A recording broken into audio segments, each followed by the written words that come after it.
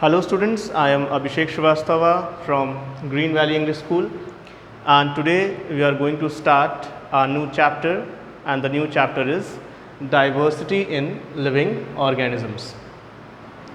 Students, if you are going to compare yourself with your friends, you will find that there are many kind of dissimilarities is there between your friends, and there are similar kind of things are also there.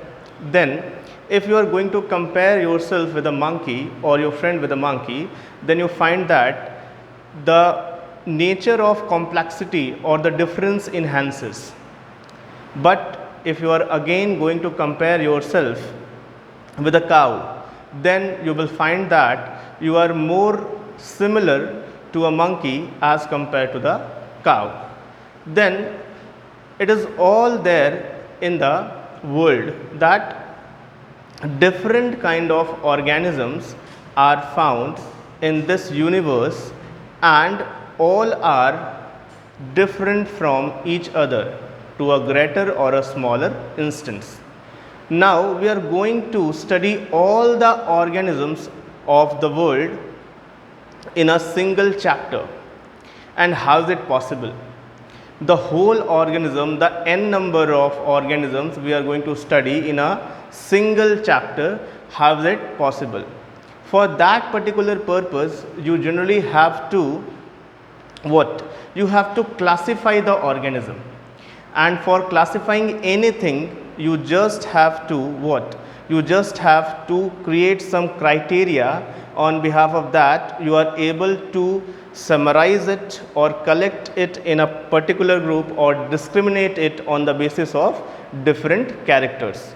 So for that particular thing, you have to think about that what is the similarities between one organism and other organism, and what are the differences on the basis of which you can discriminate it from each other.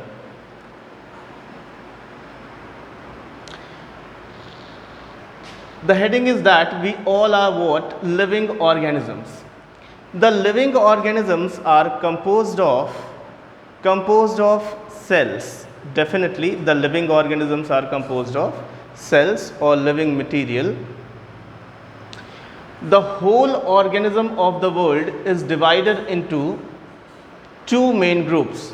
The first group is prokaryotes and the another group is eukaryotes. What is the basis behind it? What is the basis behind that we can able to discriminate organisms on the basis of cellular organization? If an organism possesses a cell but do not have a well defined nucleus in it, they are categorized under prokaryotes. And if an organism have a cell with a well defined nucleus in it, it will falls under eukaryotes. Okay? So under prokaryotes, it means the organism which do not possess a well defined nucleus but have a nuclear material, they are prokaryotes. They are what? They are prokaryotes, and they are grouped into monera. It means monerans are what? Monerans are those organisms which are unicellular. It means they are what? They are made up of single cell, as well as they do not have what? They do not have a well defined nucleus in them.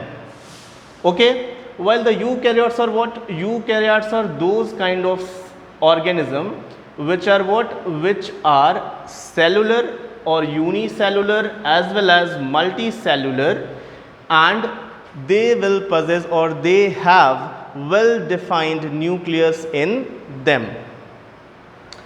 Okay, the discrimination is made on the basis of unicellularity and multicellularity. It means if an organism is eukaryote, it means have a particular nucleus in it, and it is unicellular, then it is fall under the category of protista. It means for that particular group we can have two characteristics. it is unicellular, the organism must be unicellular and the organism must be eukaryote for fall under this group. It means the organisms which fall under Protista have unicellular structure as well as the type of cell is eukaryotic. Okay? But if the organisms are eukaryotic and they have multicellular structure, they are again divided on the basis of presence of wall, and if the wall is present, the organism with cell wall and the organism without cell wall. If the wall is present, cell wall is present, then the organisms is further divided into or further divided on the basis of nutrition. The organism which have what? Cell with cell wall and able to perform photosynthesis, they falls under the group Plantae, and those organisms which do not perform photosynthesis, they falls under the category of fungi. Okay? What? On the basis of nutrition, if they are able to perform photosynthesis, it means they are able to synthesize their own food, and if they are not able to synthesize their own food, then they fall under the category of fungi. Okay?